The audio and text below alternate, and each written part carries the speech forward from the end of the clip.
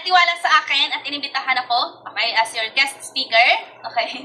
And ayan, so bago po ang lahat, pwede rin po bang malaman kung sino po yung mga bago po natin? Kung 1 day old ka pa lang, okay, pa-type dyan sa ating chat box kung ilang days ka na, ilang months ka na, okay? Kung ilang years ka na, kung nilulumot ka na ba?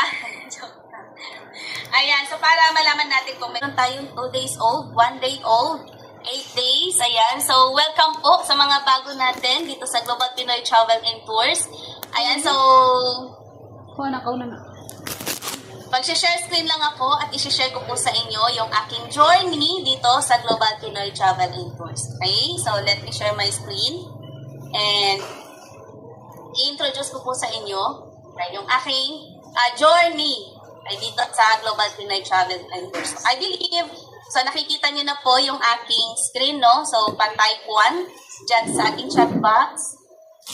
Nakikita na ba? So, ayan. So, anyway po, yan. So, yes, ako po yan. Okay? And I am Shirley May Domingo. Okay? So, 18 years old.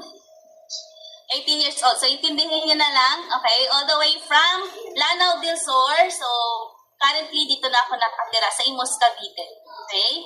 And single but not available. Meron na po akong 2 anak.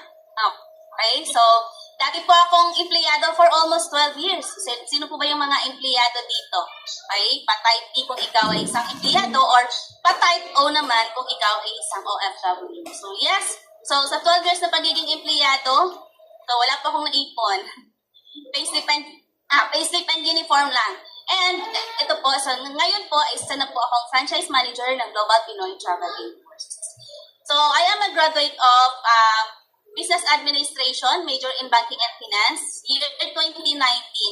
Pero bago ako gumraduate, nag-OJT po ako ng 6 months sa Singapore kasi mas pinili kong mag-OJT sa Singapore kasi gusto ko dati magiging OFW. Kasi ang nakita ko sa mga tita ko, sa mga tito ko na nagiging successful sila sa pagiging OFW. Kaya mas pinili ko siyang mag-OJT sa Singapore. Okay? Hindi ko na ginamit yung, instead na mag-OJT ako sa bangko, hindi ko na yung pinili. Mas pinili ko na mag-OJT sa Singapore. And then, yeah, so gumraduate na ako, okay, nakapagtapos na ng pag-aaral, and naghanap ako pa ng trabaho dahil sa kagustuhan ko na makabalik sa abroad, okay?